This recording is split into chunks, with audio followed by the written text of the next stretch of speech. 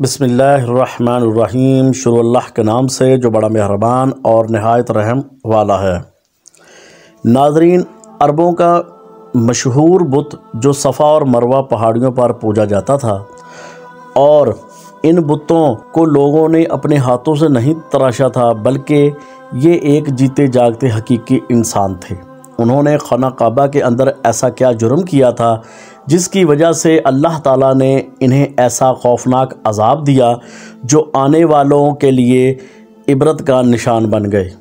جب سے خانہ کعبہ تعمیر ہوا تب سے لے کر اب تک جس نے بھی بیت اللہ کی بے حرمتی کی یا بے حرمتی کرنے کی کوشش کی تو اللہ تعالیٰ نے ان کا وہ حشر کیا کہ رہتی دنیا تک عبرت کا نشان بن گئے، پھر چاہے دنیا کا طاقتور بادشاہ ابراہیم اور اس کے ہاتھیوں کا لشکر ہی کیوں نہ ہو۔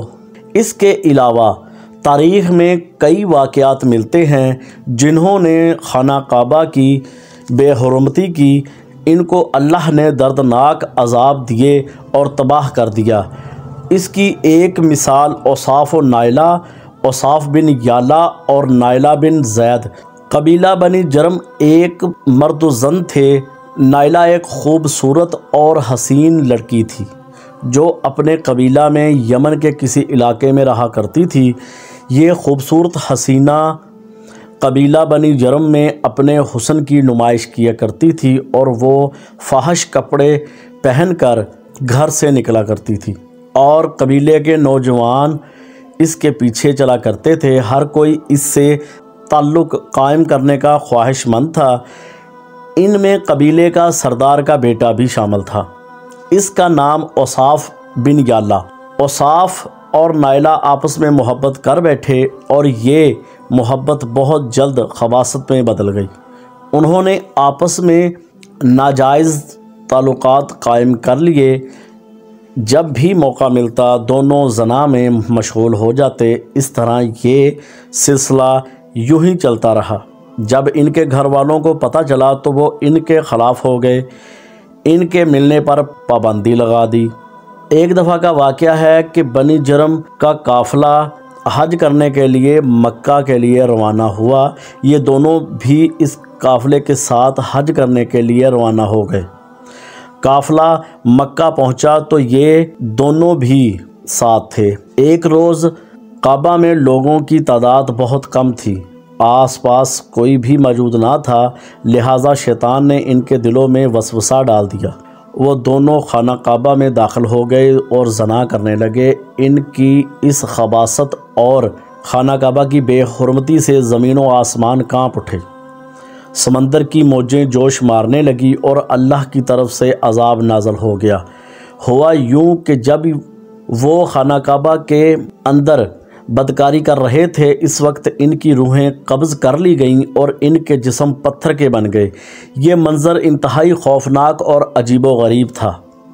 وہ زندہ انسان عذاب الہی سے پتھر کے بن چکے تھے۔ کچھ دیر بعد بنی جرم کے لوگ کعبہ کے اندر آئے اور بیت اللہ کے دروازے کو کھولا تو دونوں بدبخت برہنہ حالت میں پتھر کے بن چکے تھے، اور لوگ سمجھ گئے کہ اللہ کا ان پر عذاب نازل ہوا ہے۔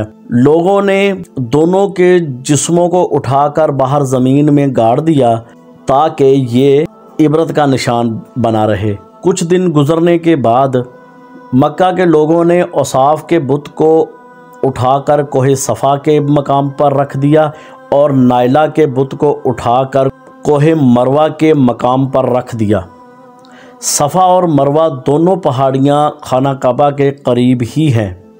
جب اوصاف و نائلہ کے بتوں کو صفا اور مروہ پر رکھا گیا تو ان کی سزا یہ تجویز کی گئی کہ جو شخص بھی صفا اور مروہ پر جائے دونوں بتوں کو ایک ایک جوتا مارے۔ ایک دو نسلوں تک تو یہ عمل جاری رہا، پھر لوگوں نے انہیں جوتوں کے بجائے تھپڑ مارنے شروع کر دیے، اور کچھ نسلوں کے بعد لوگوں نے صرف ہاتھ لگانے لگے۔ اس طرح وقت گزرنے کے ساتھ ساتھ لوگوں نے ان سے عبرت حاصل کرنا کم اور ان کی تعظیم کرنا زیادہ شروع کر دی، یہاں تک کہ ایک وقت ایسا آیا کہ عربوں نے جہالت کی بنا پر ان کو محبت کی علامت اقرار دینا شروع کر دیا اور قبیلوں میں ان دونوں کی داستانوں کو فخر سے بیان کیا جانے لگا۔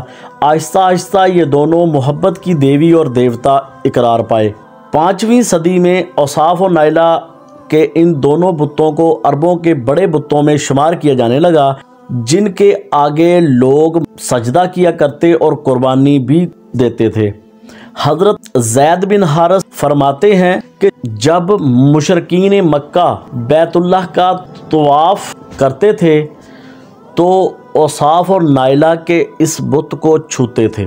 میں ایک دفعہ حضرت محمد صلی اللہ علیہ وسلم کے ساتھ بیت اللہ کا طواف کر رہا تھا، میں ان بتوں کے پاس سے گزرا تو میں نے ان کو چھوا تو حضرت محمد صلی اللہ علیہ وسلم نے مجھے ان بتوں کو چھونے سے منع فرمایا۔ میں نے دل میں کہا کہ ان کو چھونے سے کیا ہوتا ہے، تو میں نے دوبارہ ان کو چھوا تو آپ صلی اللہ علیہ وسلم نے دوبارہ سختی سے منع کرتے ہوئے فرمایا کہ کیا میں نے تمہیں منع نہیں کیا؟ تو حضرت زید فرماتے ہیں کہ اللہ کی قسم اس کے بعد میں نے کبھی بھی کسی بت کو نہیں چھوا، اور میں قسم اٹھا کر کہتا ہوں کہ آپ صلی اللہ علیہ وسلم نے کبھی بھی کسی بھی بت کو نہیں چھوا، یہاں تک کہ اللہ تعالیٰ نے آپ پر وحی نازل فرما دی اور آپ کو نبوت حاصل ہوئی۔ آپ نبوت کے عہدے پر فائز ہوئے۔ 10 ہجری میں اللہ نے عرب میں دین اسلام غالب فرمایا اور رسول اللہ صلی اللہ علیہ وسلم نے مکہ فتح کیا، تو آپ فتح کے بعد حرم شریف میں داخل ہوئے اور آپ نے اپنے بھائی حضرت علی کے ساتھ مل کر تمام چھوٹے اور بڑے بتوں کو توڑ ڈالا۔ آپ بت توڑتے جاتے اور فرماتے جاتے کہ حق آ گیا اور باطل مٹ گیا۔ بے شک باطل نے مٹ جانا ہی تھا، یہاں تک کہ خانہ کعبہ تمام بتوں سے پاک ہو گیا۔ پھر آپ صفا اور مروہ پر تشریف لے گئے اور اوصاف و نائلہ کے بتوں کو اپنے مقدس ہاتھوں سے توڑ ڈالا۔ ہم نے دیکھا کہ اوصاف و نائلہ کے اس بتوں کو لوگوں نے بحیثیت عبرت صفا و مروہ پر رکھا تھا، لیکن شیطان نے انہیں ایسا گمراہ کیا کہ وہ ان کی پوجا کرنے لگے۔ بلکہ یہی نہیں، جو انہوں نے گناہ کیا تھا وہ بھی کعبہ شریف میں لوگ اس گناہ کو مختصر سے بیان کرنے لگے۔ ہونا تو یہ چاہیے تھا کہ جو انہوں نے گناہ کیا تھا ان پر لعنت کی جاتی، لیکن عربوں نے اس گناہ کو داستان عشق بنا دیا اور اوصاف و نائلہ کو ایک رول ماڈل کے طور پر پیش کرنے لگے۔ اللہ رب العزت سے دعا ہے کہ اللہ ہمیں ہر قسم کی برائیوں اور فتنوں سے محفوظ رکھے اور شیطان کے وسوسوں اور چالوں سے حفاظت فرمائے، آمین۔ ویڈیو اچھی لگی ہو تو لائک کریں، سبسکرائب کریں اور دعاؤں میں یاد رکھیں۔ السلام علیکم۔